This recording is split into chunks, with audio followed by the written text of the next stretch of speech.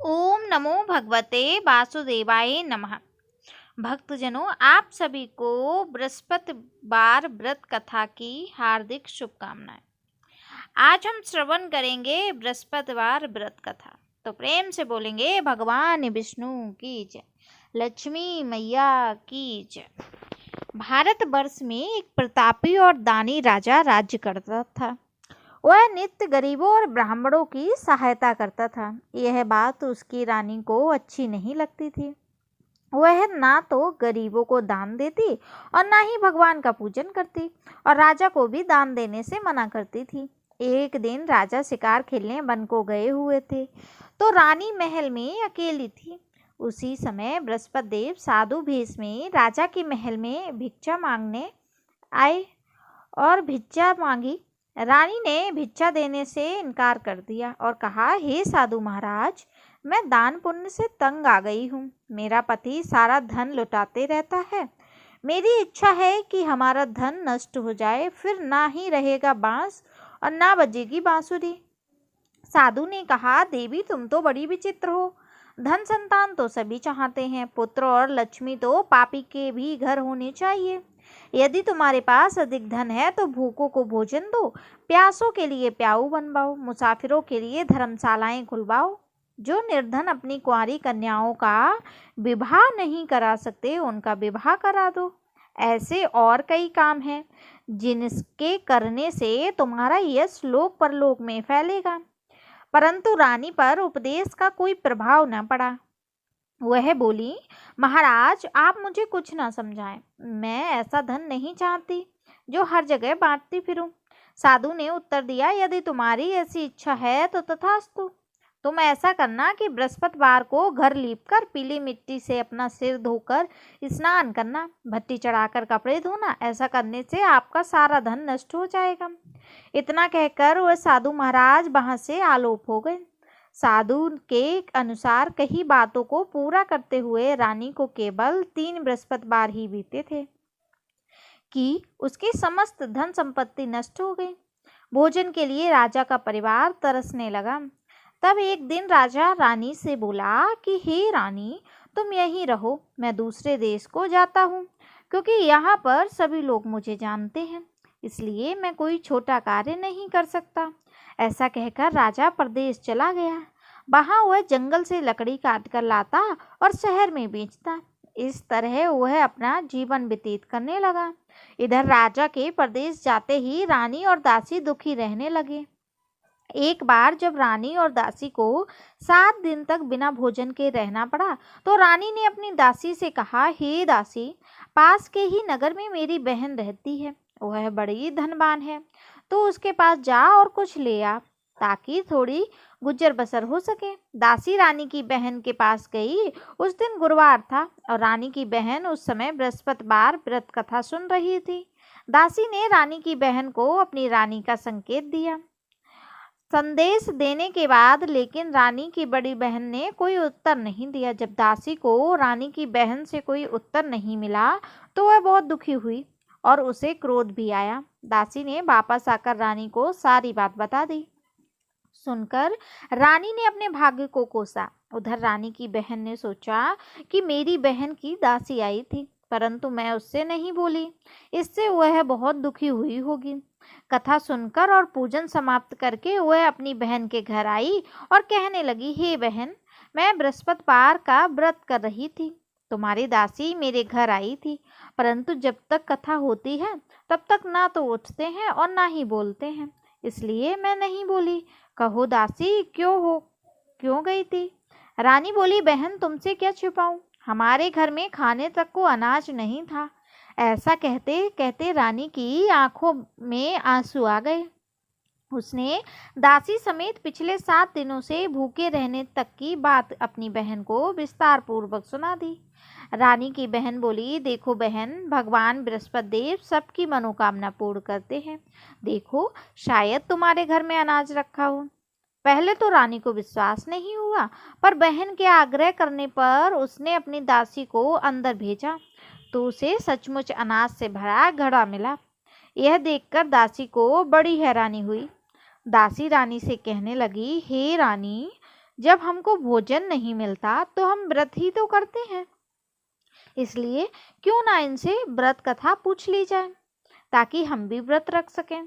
तब रानी ने अपनी बहन से बृहस्पतिवार व्रत कथा के बारे में पूछा।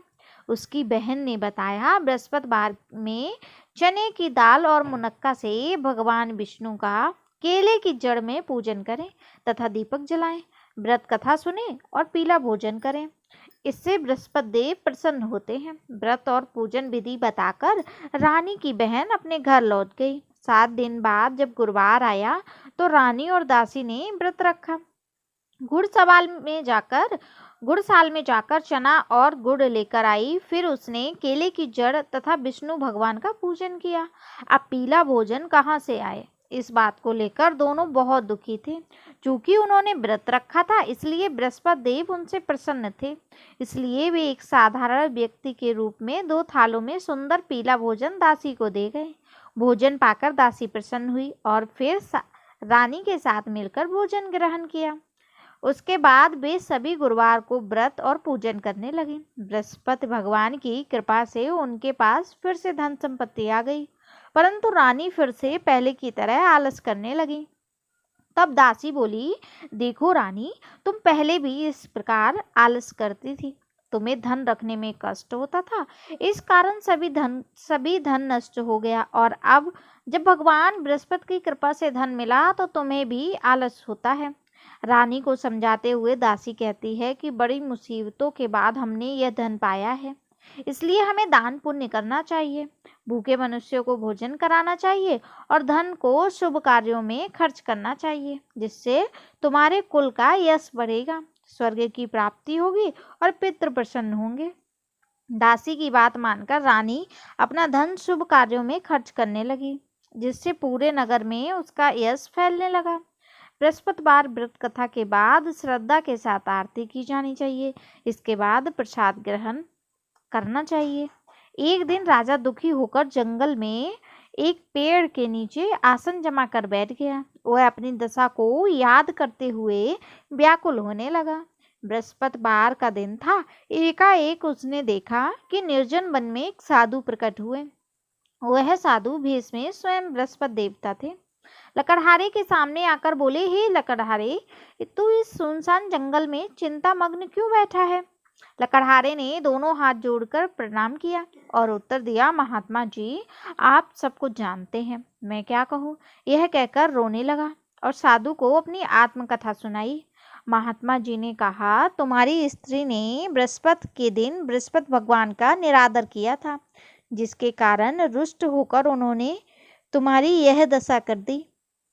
अब तुम चिंता दूर करके मेरे कहने पर चलो तो तुम्हारे सभी कष्ट दूर हो जाएंगे और भगवान पहले से अधिक संपत्ति देंगे। तुम बृहस्पति के दिन कथा किया करो। 2 पैसे के चने मुनक्का लाकर उसका प्रसाद बनाओ और शुद्ध जल से लोटे में शक्कर मिलाकर अमृत तैयार करो।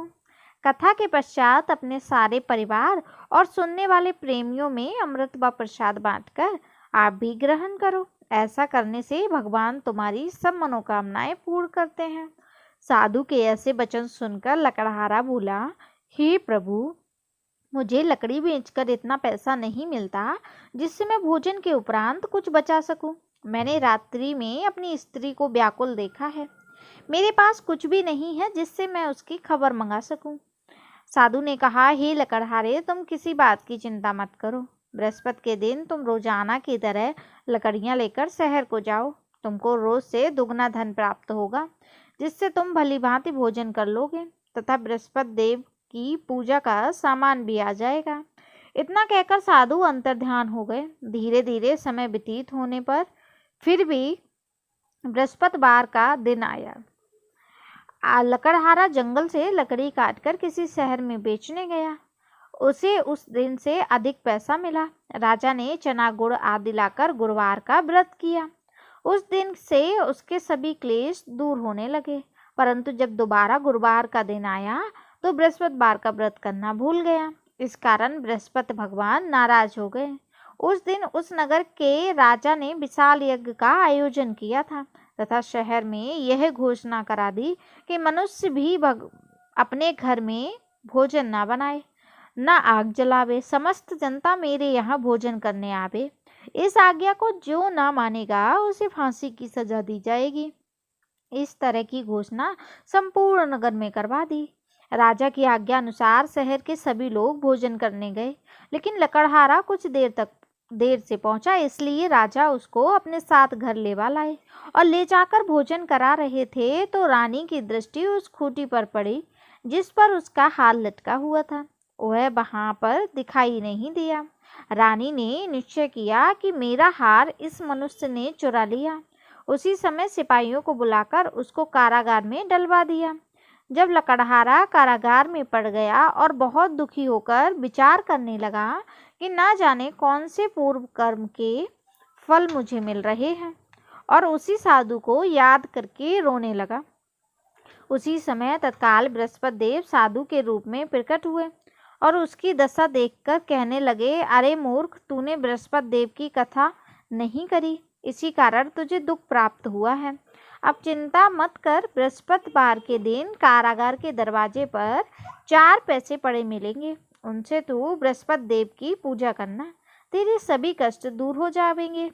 बृहस्पति के दिन उसे 4 पैसे पड़े मिले। लकड़हारे ने कथा कही और उसी रात्रि में बृहस्पति देव ने उस नगर के राजा को स्वप्न में कहा, हे राजा, तुमने जिस आदमी को कारागार में बंद कर दिया था वह निर्दोष है, वह राजा है, उसे छोड़ देना।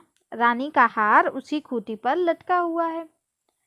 अगर तूने ऐसा नहीं किया तो मैं तेरे राज्य को नष्ट कर दूंगा। इस तरह रात्रि के स्वप्न को देखकर राजा प्रातःकाल उठा और खूंटी पर हाथ देखकर लकड़हारे को बुलाकर क्षमा मांगी तथा लकड़हारे को योग्य सुंदर वस्त्र आभूषण देकर विदा किया। बृहस्पति देव की आज्ञा अनुसार लकड़हारा अपने नगर को चल दिया। राजा जब अपने नगर के निकट पहुंचा तो उसे बड़ा आश्चर्य हुआ। नगर में पहले से अधिक बाग, तालाब, कुएं तथा बहुत सी धर्मशालाएं बनी हुई थीं। राजा ने पूछा कि यह किसका है? तब नगर के सभी लोग कहने लगे, यह सब रानी और बांदी के हैं। तो राजा को आश्चर्य हुआ और गुस्सा भी आया। जब रानी ने यह खबर सुनी कि राजा आ रहे हैं तो उन्होंने बांदी से कहा कि हे दासी, देख, राजा हमको कितनी बुरी हालत में छोड़ गए थे, हमारी ऐसी हालत देखकर लौट ना जाए, इसलिए तू दरवाजे पर खड़ी हो जा। आज्ञा अनुसार दासी दरवाजे पर खड़ी हो गई। राजा आए तो उन्हें साथ लेवा लाई। तब राजा ने क्रोध करके अपनी रानी से पूछा कि यह धन तुम्हें कैसे प्राप्त हुआ? तब उन्होंने कहा, हमें यह धन बृहस्पति देव के इस व्रत के प्रभाव से प्राप्त हुआ। राजा ने निश्चय किया कि 7 रोज बाद तो सभी बृहस्पति देव की पूजा करते हैं, परंतु मैं प्रतिदिन 3 बार कहानी तथा रोज व्रत किया करूंगा। अब हर समय राजा के दुपट्टे में चने की दाल बंधी रहती तथा दिन में 3 बार कहानी कहता। एक रोज राजा ने विचार किया कि चलो अपनी बहन के यहाँ हो आवे। इस तरह निश्चय कर राजा घोड़े पर सवार हो अपनी बहन के यहाँ को चलने लगा। मार्ग में उसने देखा कि कुछ आदमी एक मुर्दे को लिए जा रहे हैं। उन्हें रोककर राजा कहने लगा, अरे भाइयों, मेरी बृहस्पति देव की कथा सुन लो। वे बोले, लो, हमारा तो आदमी मर गया, इसको अपनी कथा की पड़ी है। परंतु कुछ आदमी बोले, अच्छा कहो, हम तुम्हारी कथा भी सुनेंगे। राजा ने दाल निकाली और जब कथा आदि हुई कि मुर्दा हिलने लग गया। अब जब कथा समाप्त हो गई तो राम राम कह के मनुष्य उठकर खड़ा हो गया।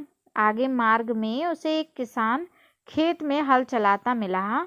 राजा ने उसे देख और उससे बोले, अरे भैया, तुम मेरी बृहस्पतिवार की कथा सुन लो। किसान बोला, जब तक मैं तेरी कथा सुनूंगा तब तक 4 हरैया जोत लूंगा।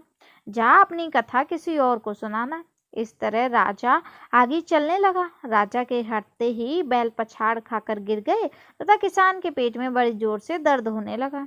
उस समय उसकी माँ रोटी लेकर आई। उसने जब यह देखा तो अपने पुत्र से सब हाल पूछा और बेटे ने सभी हाल कह दिया। तो बुढ़िया दौड़ी दौड़ी उस घुड़सवार के पास गई और उससे बोली कि मैं तेरी कथा सुनूंगी, तो अपनी कथा मेरे खेत पर चलकर कहना। राजा ने बुढ़िया के खेत पर जाकर कथा कही, जिसे सुनते ही बैल उठकर खड़े हो गए तथा किसान के पेट का दर्द भी बंद हो गया। राजा अपनी बहन के घर पहुंचा। बहन ने भाई की खूब मेहमानी की। दूसरे रोज प्रातःकाल राजा जगा और देखने लगा कि सब लोग भोजन कर रहे हैं। राजा ने अपनी बहन से कहा, ऐसा कोई मनुष्य है जिसने भोजन न किया हो? मेरी बृहस्पतिवार की कथा सुन ले। बहन बोली, हे भैया, यह देश ऐसा ही है। पहले यहाँ लोग भोजन करते, बाद में अन्य काम करते। अगर कोई पड़ोस में है तो देख आऊं। ऐसा कहकर देखने चली गई, परंतु उसे कोई ऐसा व्यक्ति नहीं मिला जिसने भोजन ना किया हो। अतः वह एक कुम्हार के घर गई, जिसका लड़का बीमार था। उसे मालूम हुआ कि उसने उनके यहाँ 3 दिन रोज से किसी ने भोजन नहीं किया। रानी ने अपने भाई की कथा सुनने के लिए कुम्हार से कहा। वह तैयार हो गया। राजा ने जाकर बृहस्पतिवार की कथा कही, जिसको सुनकर उसका लड़का ठीक हो गया। अब तो राजा की प्रशंसा होने लगी। एक रोज राजा ने अपनी बहन से कहा, हे बहन, हम अपने घर को जाएंगे, तुम भी तैयार हो जाओ। राजा की बहन ने अपनी सास से कहा। सास ने कहा, हाँ चली जा, परंतु लड़कों को मत ले जाना, क्योंकि तेरे भाई के कोई औलाद नहीं है। बहन ने अपने भैया से कहा, हे भैया, मैं तो चलूंगी, पर कोई बालक नहीं जाएगा। राजा बोला, जब कोई बालक नहीं चलेगा तब तुम ही क्या करोगी? बड़े दुखी मन से राजा अपने नगर को लौट आया।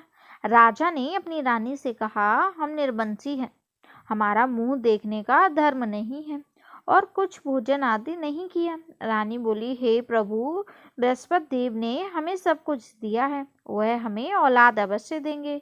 उसी रात को बृहस्पति देव ने राजा से स्वप्न में कहा, हे राजा, उठ, सभी सोच त्याग दे, तेरी रानी गर्भ से है। राजा की यह बात सुनकर बड़ी खुशी हुई। 9वें महीने में उसके गर्भ से एक सुंदर पुत्र पैदा हुआ। तब राजा बोला, हे रानी, स्त्री बिना भोजन के रह सकती, पर बिना कहे नहीं रह सकती। जब मेरी बहन आवे तब तुम उससे कुछ मत कहना। रानी ने सुनकर हाँ कर दिया। जब रानी की बहन ने यह शुभ समाचार सुना तो वह बहुत खुश हो गई। बधाई लेकर अपने भाई के यहाँ आई। तब रानी ने कहा, घोड़ा चढ़कर तो नहीं आई, गधा चढ़ी आई। रानी की बहन बोली, भाभी, मैं इस प्रकार ना बोलती तो तुम्हें औलाद कैसे मिलती? बृहस्पति देव ऐसे ही हैं, जैसी जिसके मन में कामनाएं होती हैं वो पूर्ण करते हैं। जो सद्भावना पूर्वक बृहस्पति देव का व्रत करता है एवं कथा पढ़ता है, उसकी सभी मनोकामना पूर्ण होती हैं। भगवान बृहस्पति देव उसकी सदैव रक्षा करते हैं। संसार में जो मनुष्य सद्भावना से भगवान जी का पूजन कर सच्चे हृदय से कथा पढ़ता है तो उसकी सभी मनोकामनाएं पूर्ण होती हैं। जैसे सच्ची भावना से रानी और राजा ने उनकी कथा का गुणगान किया तो उनकी सभी इच्छाएं बृहस्पति देव जी ने पूर्ण की। इसलिए पूर्ण कथा सुनने के बाद प्रसाद लेकर ही जाना चाहिए। हृदय से उसका मनन करते हुए जयकारा लगाना चाहिए। बोलो बृहस्पति देव की जय, बोलो भगवान विष्णु की जय। भजमन नारायण नारायण नारायण, श्रीमन नारायण नारायण नारायण।